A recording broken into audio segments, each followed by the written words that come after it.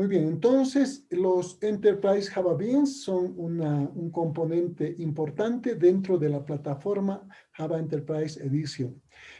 Vamos a darle una mirada a toda esta parte teórica. Vamos a ver la arquitectura, dónde se encuentran los EJBs, cuál es el concepto, a qué se refieren, cuáles son las características, qué tipos de EJBs existen, cuál es la anatomía de un EJB y a qué se refiere el empaquetamiento de un Enterprise Java Beans. ¿Ya? Bueno, tenemos que entender entonces que ya en las últimas versiones prácticamente tenemos una arquitectura de capas de la plataforma Enterprise Edition que está caracterizado por 4 capas, una capa cliente, una capa web, una capa de negocios y una capa de datos, ¿no? Entonces, en cada una de estas capas se tienen un conjunto de contenedores para el caso de que se ejecute algún componente específico, ¿no?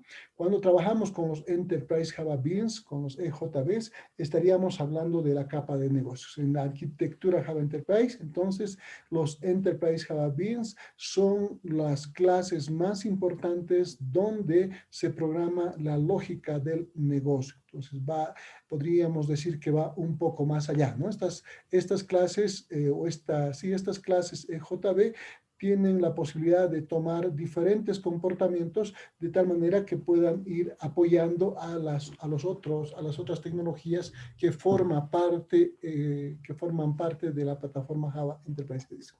Por ejemplo, en la parte de Java Server Face utiliza los Manager Beans. Los Manager Beans de los diferentes tipos que existen, en realidad son Enterprise Beans, JBs, que están siendo configurados de determinada forma. Entonces, la idea de esta parte es que podamos entender el propósito y cómo lo podemos utilizar dentro de nuestras aplicaciones. Dentro de esta arquitectura multicapas tenemos siempre el servidor de aplicaciones, es un servidor diferente a un servidor web, porque tiene prestaciones mayores, ¿no? Y precisamente las prestaciones mayores se van a poder advertir con mucho más énfasis cuando ya estemos haciendo uso de estas clases JB. Tenemos en esta arquitectura de multicapas las 3 capas más importantes a nivel general, la capa de presentación, la capa de negocios y la capa de datos, ¿no? Ahí están las 3 capas. En la primera está catalogada JSF, estarían los otros lenguajes adicionales que son exclusivamente para la presentación, HTML y también la posibilidad de embeber, de incorporar código Java en forma de expresiones, en forma de scriptlets dentro de la parte de la vista. En la capa de negocios específicamente, ahora digamos ya tenemos los EJBs, están ahí mismo incorporados los web services, se pueden configurar los EJBs con esta característica y además, digamos, acá entramos específicamente en la parte de negocio, por lo tanto, utilizamos el lenguaje Java para prácticamente todas las operaciones. Y tenemos la capa de datos, ¿no? Que hace referencia a la persistencia.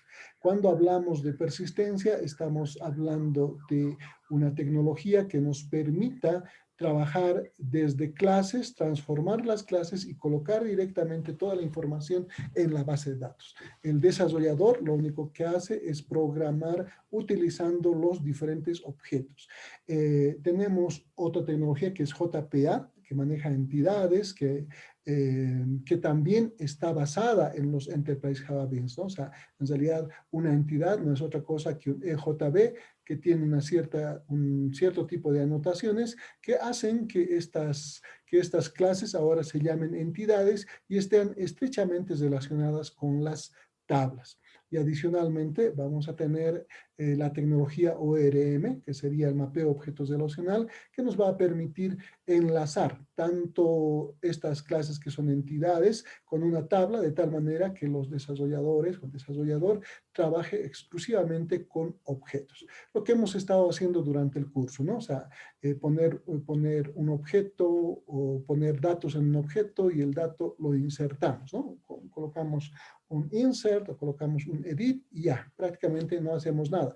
Porque por detrás teníamos dentro del patrón DAO, teníamos una interfase, teníamos una implementación que prácticamente hacía toda la operación tras bambalinas, ¿no? Estaba por detrás. Acá vamos a tener también lo mismo, solo que muchas de las operaciones van a estar automatizadas, ¿no? Van a haber algunos saltos, algunas abreviaciones que van a ayudarnos en el proceso, ¿ya? Entonces, este es el contexto, estaríamos entrando a JBeans y luego ya entramos a JPA para el tema de persistencia.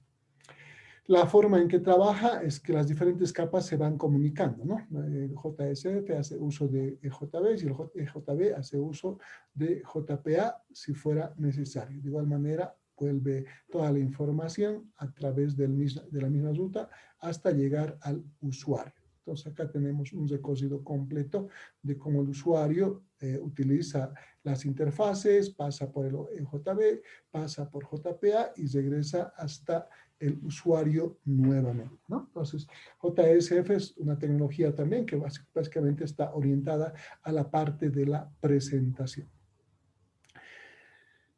Ya definiendo entonces, tenemos que los JBs son un componente importante de la tecnología Java Enterprise Edition. Entonces, aparte del conjunto de todas las tecnologías, una de las más importantes son los JBs, ¿no? Estos JBs son clases similares a lo que teníamos en Servlet, son clases especiales que corren en el servidor de aplicaciones y específicamente en contenedor JB, ¿sí? Una clase que se pueda crear, que pueda haber sido desarrollada, puede funcionar en cualquier servidor de aplicaciones siempre y cuando tenga el contenedor correspondiente. Si tiene el contenedor, puede correr. Si no, seguramente no va a funcionar, ¿no? Dentro de sus funciones principales tenemos la lógica de la aplicación, o sea, acá se programa la lógica de una aplicación, entonces es ideal para poner prácticamente toda la parte lógica y también gestiona el tema de los mensajes asíncronos, ¿no? Muchas de esas operaciones ya están embebidas, están embebidas dentro del contenedor de JB, de tal manera que el desarrollador va a ocuparse exclusivamente de la lógica de la aplicación. Y esto se puede combinar también, ¿no? O sea, podemos combinar utilizando las tecnologías que hasta ahora hemos estado utilizando, como los servlets y los JSP, ¿no? Entonces, no es exclusivo con JSF, sino también se puede combinar. Es una clase, entonces, EJB, es una clase, sí, es una clase normal, pero tiene al interior un conjunto de anotaciones. Estas anotaciones nos hacen que podamos identificarlos y por otro lado, ahora ya tiene una serie de características muy interesantes. Por ejemplo, el tema de la transaccionalidad, ¿no? O sea, cuando se ejecutan métodos en un EJB, entonces estos métodos son completamente transaccionales, van a asegurarse de que las operaciones sean hechas completamente o no sean hechas completamente, ¿no? Entonces, vamos a tener lotes de transacciones o código independiente que se vaya ejecutando de tal manera que tengamos la seguridad de que los métodos que se invoquen van a ser ejecutados de manera completa. Otra característica importante es que los métodos ahora ya no son simplemente locales, tienen la opción de ser remotos, es decir, pueden ser consumidos desde otros dispositivos, desde otro tipo de clientes. Acá también, otra vez, vamos a volver a este tema cuando hablamos de los servicios web. Cuando hablamos de servicios web, vamos a configurar específicamente EJBs. Otra vez, clases especiales con anotaciones que ahora van a trabajar con el tema de servicios. Los EJBs van a ayudarnos en la comunicación con la base de datos porque ahora a través de la tecnología ORM vamos a poder manejar exclusivamente objetos, ¿no? Y los objetos van a conectarse con la base de datos a través de otra tecnología que se llama el pool de conexiones. Y el pool de conexiones permite crear lo que son los recursos JDBC, que son mucho más sencillos de manejar, ¿no? Y bueno, la mayoría de los métodos van a ser completamente seguros, ¿ya? Dentro de esta comunicación con los clientes que vienen por fuera y consultan al servidor de aplicaciones y pueden directamente solicitar información de alguna clase, o en este caso de un EJB, lo hacen a través de este método de invocación que se denomina RMI, Remote Method Invocation, que nos permite acceder directamente a un servidor de aplicaciones y obviamente al código Java eh, que está contemplado, que está considerado dentro de esas clases JB. ¿Sí? Entonces, JB se puede exponer de diferentes alternativas para que otros clientes lo puedan consumir. Ahora nuestras aplicaciones van a incorporar también este elemento. Dentro de las características de un JB podemos mencionar que cuando se utiliza un JB se adicionan una serie de servicios, una serie de servicios que van a estar disponibles para los EJB. Estamos hablando, por ejemplo, del tema de seguridad, estamos hablando de la posibilidad de gestionar llamadas asíncronas, estamos hablando de la posibilidad de tener llamadas remotas, poder gestionar web services, poder gestionar el tema de las transacciones, utilizar la inyección de dependencias, utilizar pool de conexiones, utilizar field software, programación también y también mensajería. Todo esto va a estar disponible en los servidores de aplicaciones. Entonces, cuando uno trabaja dentro de un servidor de aplicaciones, tiene todos estos servicios a su disposición. El tema es utilizarlos. Hoy vamos a utilizar nosotros el pool de conexiones, cómo se lo configura y cómo lo podemos utilizar para hacer nuestro CRUD, ¿no? Entonces, las diferentes operaciones o los diferentes servicios se utilizan de igual manera. En realidad, cada EJB dentro de un servidor de aplicaciones ya tiene la posibilidad de utilizar cada uno de estos servicios mencionados. ¿Cuándo usamos los EJBs, ¿no? Generalmente cuando la aplicación tiende a crecer en número de usuarios y también en cantidad de transacciones. Entonces, si tenemos un gran conjunto de personas, de clientes que quieren accesar a nuestras aplicaciones, a nuestro sistema, entonces, ¿cómo manejamos el tema de la concurrencia? Ya es un problema, ¿no? Entonces, para solucionar este problema, ya los EJBs utilizan los pools de conexiones, que son mecanismos que permiten albergar un conjunto de conexiones en forma de piscina. Digamos, se pueden determinar cuántas conexiones máximos en función del ancho de banda. Uno dice, quiero 50 y solamente dejan accesar a 50. El resto simplemente se rechaza y cuando hay la posibilidad entra otra petición. Entonces, no vamos a tener problema de que por concurrencia el sistema se sature. Ya prácticamente el servidor de aplicaciones se estaría ocupando de ese problema, ¿no?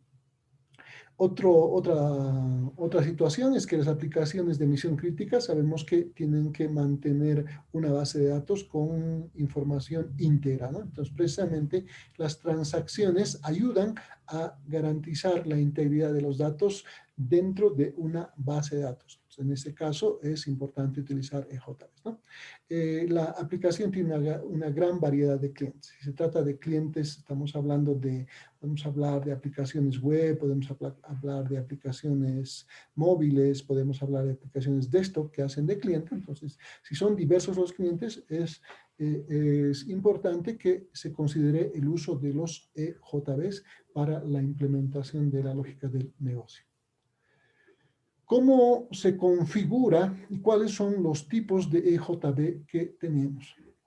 Hasta ahora nosotros hemos estado trabajando con clases simples, con clases sencillas. En realidad a esas clases también las llaman POJOs, las Plain Old Java Object, o sea, objetos de Java antiguos o viejos podríamos traducir, los POJOs, simplemente clases de Java nada más, pero ahora estas clases agregadas con una anotación, las anotaciones dentro de estas clases vienen con arroba, nos dan lugar a un EJB, a un Enterprise Java Beans. Entonces, dependiendo del tipo de anotación, tendremos un tipo de EJB que va a estar ayudando en el servicio de alguna característica de la plataforma que tenemos, ¿no? Si nosotros, por ejemplo, estamos trabajando con JPA y estamos trabajando con las entidades, bastará poner en una clase, ponerle arroba entity para que esa clase se convierta en una entidad y bueno, obviamente en un EJB, ¿no? Entonces, vamos a tener muchas clases, varias clases a las cuales simplemente agregando la anotación ya se convierte en un EJB. Entonces, en el fondo, simplemente va a ser una clase normal de Java más anotaciones que nos va a dar lugar a un Enterprise Java Beans. ¿Cuáles son los tipos de EJBs que tenemos? ¿Cuáles son los tipos de Enterprise Java Beans que existen? Básicamente se reconocen tres tipos, ¿ya? Uno de los tipos son los tipos stateless, ¿sí? Que no guardan ningún estado, que no tienen nada en su interior, no guardan estado, son como más o menos como el request, ¿no? Que en una llamada y después prácticamente se olvida de lo que estaban guardando. Este tipo es stateless y la anotación que se utiliza es arroba stateless. Tenemos otro que sería el stateful, que sería otro JB, que en este caso, al contrario de stateless, guarda estado y se utiliza la anotación stateful, ¿no? Entonces tendríamos estos dos principalmente. Adicionalmente existe lo que es el singleton, que sería un EJB que existe en la memoria y que se utiliza con la anotación singleton, ¿no? En realidad, el tipo de EJB que se utiliza con más frecuencia es stateless, ¿no? Porque cuando hablamos de sitios web, cuando hablamos de aplicaciones web, el tema de manejar datos en memoria tiene un costo, ¿no? Y a veces es mucho mejor que las operaciones se hagan de acuerdo a la llamada, de acuerdo a la petición y de acuerdo a la respuesta que vaya dando el servidor de aplicaciones en este caso, ¿no? O sea, la idea es que no mantengamos un canal completamente abierto para ir atendiendo a un cliente a una petición. La idea más bien es que se pueda manejar de manera asíncrona peticiones y que se vayan respondiendo sin tener que interferir con otras peticiones. Por ello, digamos, se utiliza el stateless en la gran mayoría de los casos, ¿no? Este otro significaría trabajar como una especie de session y no es lo más adecuado, ¿no? ¿Cómo se comunican los EJBs? ¿Cuáles son las alternativas de comunicación que se tienen? Entonces, cuando se implementa un EJB, existen diferentes alternativas de comunicación. Acá tenemos al servidor de aplicaciones, tenemos un EJB, estamos hablando de una clase que está programada ya con cualquiera de las características. Entonces, el cliente puede hacer las llamadas en local, utilizando esta alternativa de petición dentro del mismo equipo, puede hacer también peticiones remotas o puede hacer también peticiones sin interfaz. Es una variante de las dos anteriores, ¿sí? La interfaz local, cuando hacemos una llamada de interfaz local, se utiliza cuando el cliente está en el mismo servidor, ¿no? Entonces, si el cliente está en el mismo servidor, la idea es que se use la interfaz local. En cambio, si la interfaz es remota, es cuando se utiliza cuando el cliente se encuentra fuera del servidor Java, ¿no? Entonces, cuando hacemos aplicaciones empresariales, generalmente ya la institución no solamente depende de un solo servidor, ¿no? Usualmente depende de más de un servidor. Entonces, acá necesitaríamos programar en función del tipo de acceso que está haciendo el cliente, si es remoto, si es local. Entonces, tendríamos que hacer la programación de una de estas alternativas. Es decir, nos comunicamos con el EJB, ¿no? No interfaz es la variante y una simplificación de los EJBs locales principalmente. Bueno, acá tenemos un EJB. Esta sería la estructura general de un EJB, que que puede implementar o no puede implementar una interfaz, ¿no? Entonces tendríamos acá la clase como tal, vean, public class, y acá tenemos hola mundo EJB, y aquí tenemos un método. Y esta es una clase normal, pero la anotación stateless ya está convirtiendo a esta clase en un EJB. Este ya sería un EJB y por lo tanto ya tendría la posibilidad de trabajar con varios servicios, ¿no? De los servicios que habíamos comentado, que serían las llamadas de motas, de inyección de dependencia, manejo de estados, de transacciones, el tema de seguridad, el tema de concurrencia, interceptores, pool de conexiones, JPA, etcétera, ¿no? Entonces podemos ya a través de estas anotaciones hacer que una clase ahora tenga un comportamiento diferente y pueda utilizar ya los diferentes servicios que tiene la plataforma Java Enterprise Edition. Bueno, otro concepto que es importante acá y que es complementario a los JVs es el JNDI. JNDI es un API que nos permite encontrar servicios dentro de un servidor de aplicación. Prácticamente muchos de los servicios que se tienen hay que nombrarlos, tienen que tener un determinado nombre. Entonces, para hacer referencia, para utilizarlos, se utiliza esta sintaxis, ¿no? Acá está Java, global, el nombre de la aplicación, el nombre del módulo, el nombre del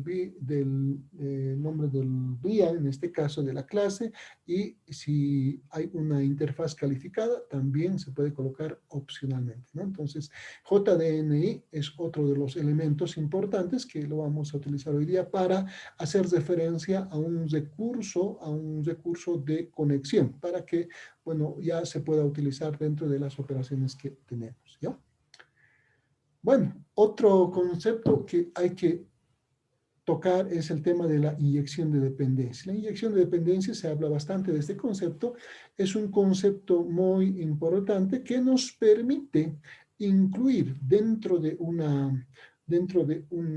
la programación de una clase, nos permite incorporar otra clase sin necesidad de instanciarla, ¿no? Entonces aquí estaríamos hablando de un cliente que necesita utilizar un EJB, entonces simplemente llamamos a la capa de servicio, acá está la clase como tal, y esta clase se dice que se puede inyectar, ¿no? Entonces, esa clase se la puede utilizar para las diferentes operaciones que se requiera a tiempo del desarrollo.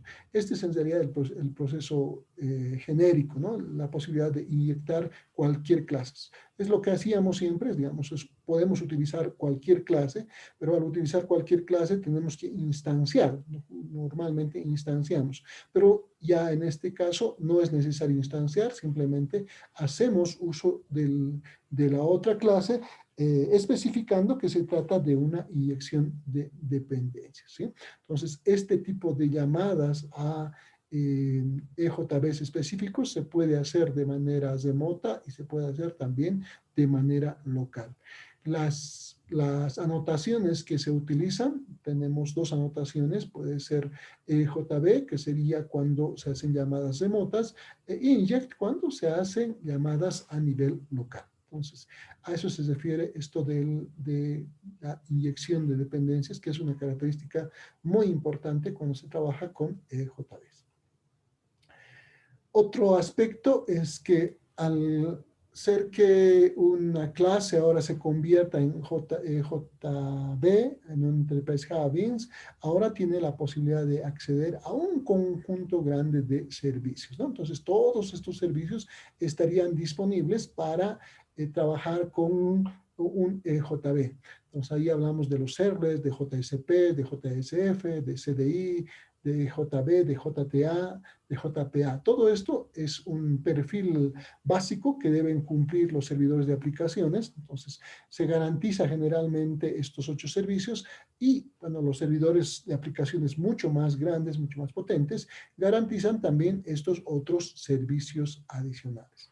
De estos, nosotros principalmente, bueno, ya hemos visto servlets, hemos visto algo de JSF, vamos a ver lo que es JPA para el tema de el manejo de la persistencia de los datos.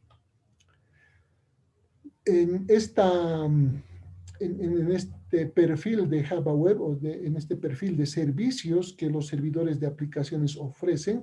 Entonces, a este primer grupo le llaman el EJB Lite y el otro sería el completo, sería el EJB completo, ¿no? En realidad no vamos a hacer diferencia en sus nombres porque nosotros vamos a utilizar en este caso lo que necesitamos para nuestras aplicaciones, pero bueno, hay una comparación, ¿no? Cuáles en cada uno de los servicios que tenemos, cuáles cumplen, cuáles no cumplen, ¿no? Stateless bean, stateful full, singleton, si tiene, no tiene, message driver beans, en el Lite no hay, acá sí hay, no interfaces, en ambos hay, local interface, en ambos hay.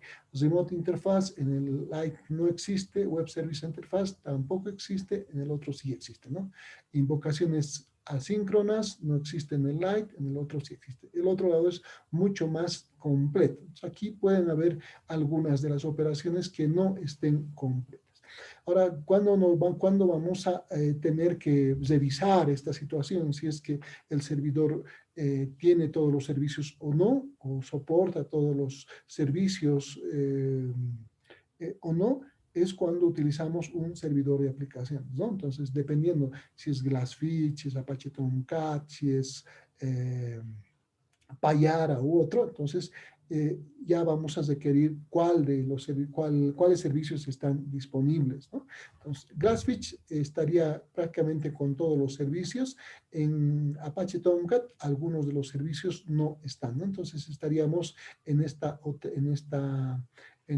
columna donde están los EJB Lite. Pero en todo caso, en los ejercicios que hagamos no vamos a hacer mucho énfasis en ello, pero para más adelante, si alguno quiere profundizar, ya tiene una base para que pueda ir revisando los diferentes servicios. Finalmente, hablamos del empaquetamiento de un EJB.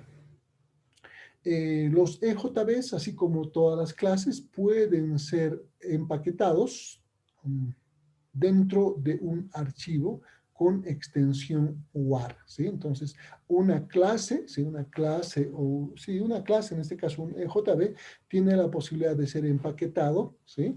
Dentro de un archivo con extensión WAR, que va a tener el EJB class, va a tener persona class, va a tener persona servlet, va a tener EJB jar, persistence XML, todo esto va a estar empaquetado dentro de este WAR, ¿sí? En realidad, el código objeto es el que va a estar empaquetado de tal manera que ese código objeto ahora puede funcionar en un servidor de aplicaciones. Llevamos ese archivo .war, lo incorporamos dentro del contenedor y va a funcionar, sin necesidad de que podamos ver el código fuente como tal. Es decir, el código fuente puede ser oculto, no visible en todo caso, ¿no? Entonces, esa es otra característica también de las aplicaciones en la plataforma Java Enterprise Edition. Todo lo que nosotros hacemos se puede empaquetar la aplicación entera, se puede empaquetar en un WAR y se coloca en un servidor de aplicaciones y funciona. Y solamente vamos a poder ver todo lo que se visualiza en la parte de la vista, ¿no? Es decir, el código HTML, el código de CSS, el código de JavaScript se ve, ¿no? Pero la parte de las clases, del server, de cómo está programado, etcétera, ya no es posible verlo, ¿no? Porque si es un WAR, pues prácticamente estamos hablando del código objeto que se ejecuta directamente en el servidor de aplicaciones. Eso a diferencia de PHP, por ejemplo, ¿no? Entonces, cuando uno tiene que poner su aplicación en PHP en un servidor, todo el código es posible revisarlo, ¿no? O sea, se puede ver, se puede leer, etc. En cambio, acá existe la posibilidad de que ese código no se vea, solamente se vea el código que corresponde a la parte de la presentación. Vale decir CSS, vale decir JavaScript y HTML si es que se ha utilizado. Muy bien, entonces, esto para darles un contexto de lo que son los EJBs y cuál es su uso, ¿ya? Ya la semana anterior hemos utilizado en nuestros ejercicios,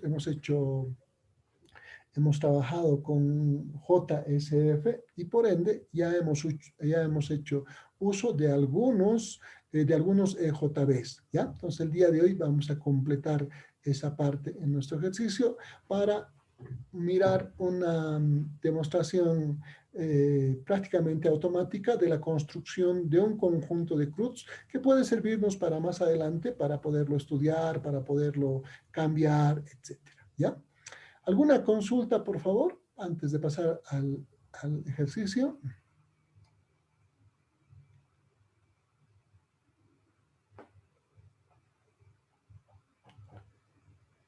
Bueno, abriremos entonces nuestro exam. Vamos a iniciarlo. Ustedes también lo pueden hacer y voy a ver mis bases de datos, ¿no? Hemos estado trabajando con algunas bases de datos hasta este momento.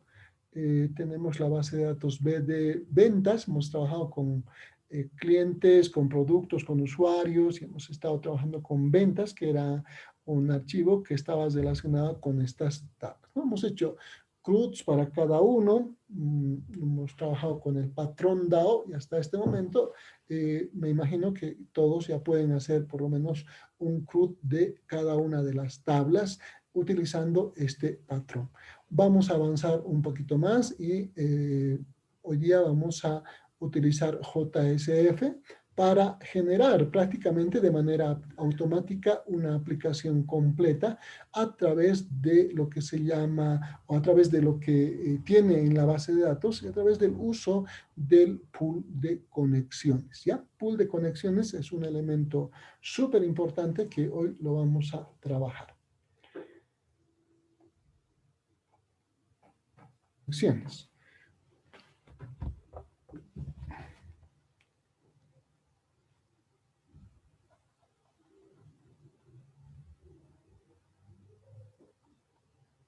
El pool de conexiones, entonces, es el mecanismo que nos va a ayudar a conectarnos a una base de datos. Aquí tendríamos la base de datos y el pool de conexiones es una piscina, ¿sí? Es como un conector que va a permitir el acceso a la base de datos. Por acá va a circular la información. El pool de conexiones hay que establecerlo con una determinada cantidad de conexiones. Puedo decir que hay 25 puertos libres. Entonces, las peticiones de los clientes, toda petición que venga de parte del cliente, va a verificar en primera instancia si esta piscina tiene alguna conexión libre. Si tiene alguna conexión libre, le da espacio para que pueda acceder a la base de datos y poder interactuar con ella. Entonces, este mecanismo es inherente, es parte, podríamos decir, del servidor de aplicaciones, ¿sí?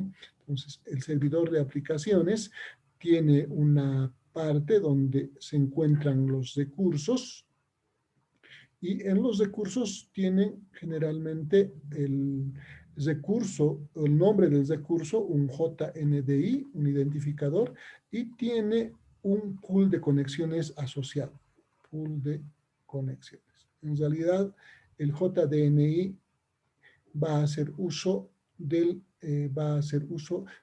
pool de conexiones. Este pool de conexiones hay que crearlo, ¿sí? Hay que crear el pool de conexiones y para ya utilizar este pool nosotros necesitamos el recurso JNDI. Este recurso entonces va a tener un nombre, vamos a ponerle 1 acá, tenemos que crear el recurso y este recurso va a conectarse con un pool de conexiones, que sería el número 2, ¿no? Pool de conexiones, entonces, si colocamos, si esto es el pool de conexiones, va a tener un nombre. Vamos a crear un pool de conexiones y el JDNI lo va a enlazar, ¿no? O sea, el 1 va a enlazarlo al número 2 y nosotros vamos a utilizar en el proyecto la referencia esta, el JNDI. Con JNDI vamos a poder acceder, en este caso, a este recurso que es el pool de conexiones. ¿Cómo se crea el pool de conexiones? Son dos cosas las que hay que crear, ¿no? Por un lado hay que crear el pool y por otro lado hay que crear el recurso JDNI. Puedo crear el recurso, pero sin el JDNI no va a hacer nada. O sea, necesito crear el recurso, en este caso, el recurso, y necesito asociarlo al pool de conexiones. Se pueden crear los dos al mismo tiempo o se pueden crear de manera separada. Acá hay que tener especial cuidado en la forma de creación. Hay diferentes alternativas. Uno es trabajarlo directamente en el servidor de aplicaciones. Nosotros tenemos acá, volviendo, nosotros tenemos una parte donde está servicios y acá tenemos la gestión del servidor, ¿no? Acá están los servidores, acá está Apache Tomcat, acá está Glassfish, ¿no? Utilizamos constantemente uno de estos servidores. Entonces, una alternativa es utilizar directamente la consola del servidor de aplicaciones.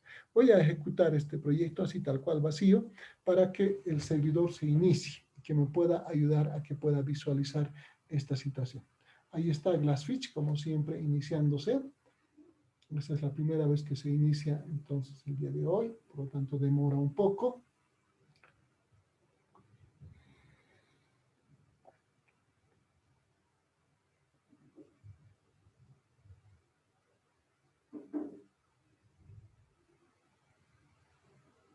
Ya, perfecto, se ha iniciado. Entonces, una vez que el servidor está iniciado, nosotros podemos ir a la parte de servicios y acá en servicios ya tenemos al servidor Glassfish encendido y acá está la carpeta que se llama recursos, ¿sí? Acá tenemos una otra carpeta donde están las aplicaciones que están contenidas en este servidor de aplicaciones. Por ahora nos interesan estos dos, o bueno, nos interesan los recursos para conectarnos a la base de datos usando el pool. Eso se encuentra en recursos JDBC. Recurso JDBC, JDBC es de source, y acá tengo los nombres JNDI de las diferentes conexiones a las bases de datos con las cuales estoy trabajando, ¿no? Y por debajo tengo la conexión esta, que serían los pool de conexión. Entonces, para una conexión desde una aplicación se requiere el JDBC, el recurso JDBC, que sería un JNDI. El formato es este, JDBC, basa y un nombre, JDBC basa, agenda, está haciendo referencia a un recurso, y este recurso está conectado con un pool de conexiones, ¿no? Con un pool de conexiones. Pero ambos se pueden configurar de manera separada y configurarlos y demás, ¿sí? Entonces, vamos a aprender a configurar esto, pero antes lo que quiero mostrarles es el servidor, es el dominio, la consola de trabajo. Les decía que se puede configurar desde la consola, ¿no? Entonces voy a poner acá botón derecho y voy a ir a ver la consola de administración. Si nosotros hacemos botón derecho y luego un botón izquierdo, un clic, vamos a ingresar a la consola de administración.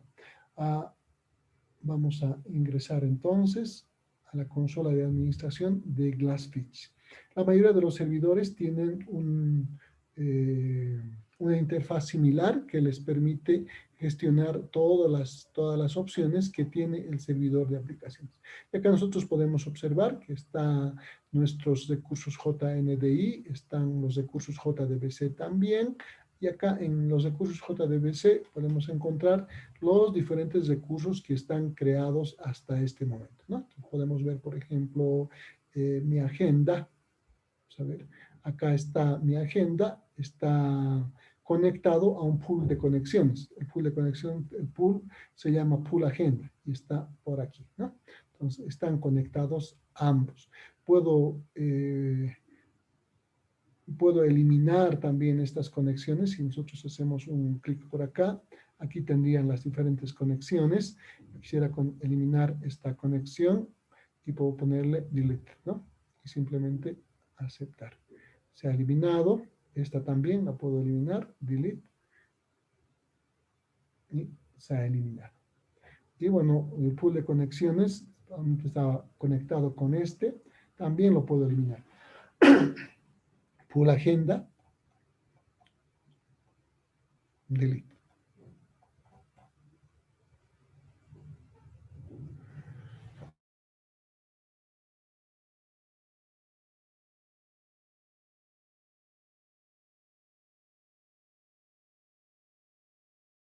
poner TE guión bajo ventas ventas auto. Esto es ventas automático. Ventas automático, siguiente, dejo todo tal cual está, siguiente, y acá voy a marcar Java Server Faces, ¿ya? Marcamos en Java Server Faces y vamos a poner finalizar.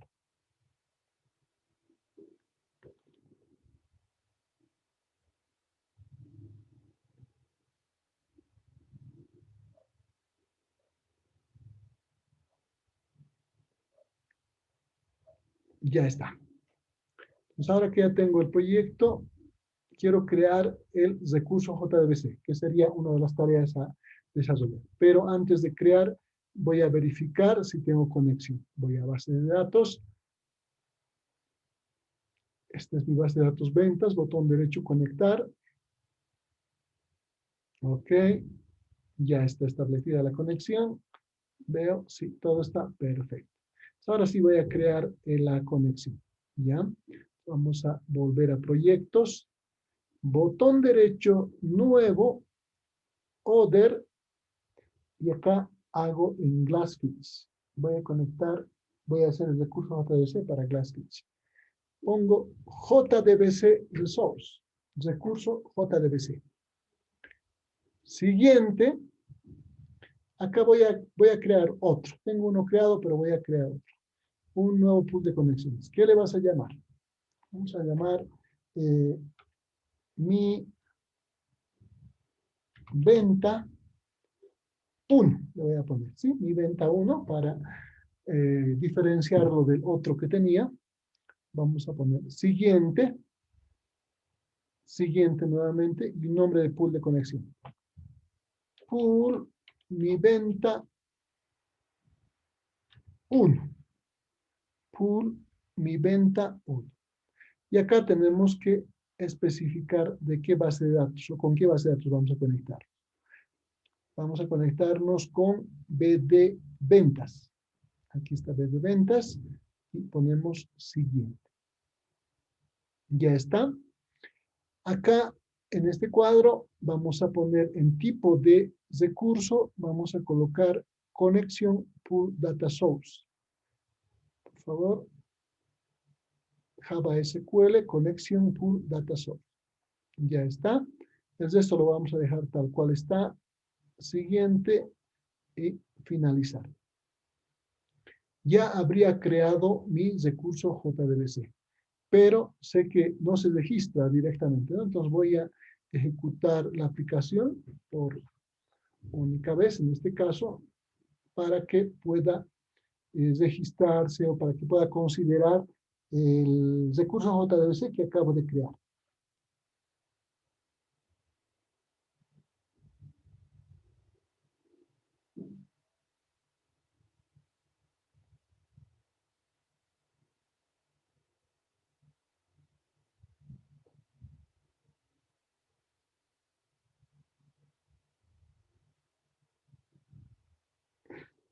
Ya está, se ha creado. Voy a volver atrás y ahora sí ya creo las entidades. Botón derecho, nuevo, other, persistencia. Ahora voy a persistencia y ahí voy a crear entidades a partir de la base de datos. Ponemos siguiente, data source, vamos a elegir mi venta 1, sería lo que hemos creado. Vamos a poner todos los registros, los he pasado de todas las tablas, las he seleccionado todas las tablas. Voy a poner siguiente, y acá en nombre de clases he cambiado, ¿no? Yo he cambiado, aunque podemos mantenerlo también, no hay problema, solo que nuestras clases van a aparecer productos, usuarios. Cuando instanciemos un objeto cliente, por ejemplo, new clientes vamos a colocar. No tiene mucha coherencia, por eso estoy quitando solamente las S para que todo sea singular. Nos sugiere que pongamos en un paquete con punto emergentes, punto entidades. Y vamos a poner siguiente y vamos a poner finalizar. Ya está. Ya se han debido crear nuestras entidades. Si todas las entidades han sido creadas, vemos ventas, sí, todo ha sido creado de manera automática. Ahora pasaríamos a crear directamente ya las páginas, porque los DJBs los crea de manera automática. Entonces vamos a ir a Nuevo, Other, JS, Java Server Face, ¿dónde está Java Server Face? Acá. Y seleccionamos la opción que dice Páginas JSF desde entidades. Ponemos Siguiente, marcamos todos y Siguiente. Acá me dice dónde vamos a guardar las diferentes, los EJBs y dónde las clases de los JSF. Entonces voy a colocar acá que quiero ponerlo dentro de EJB. Y las clases también las voy a poner en EJB. Listo, nada más. Luego tengo que poner finalizar.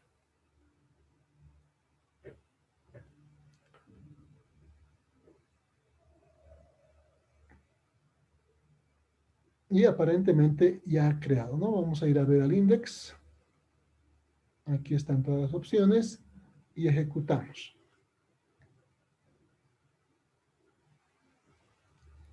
Se despliega la aplicación.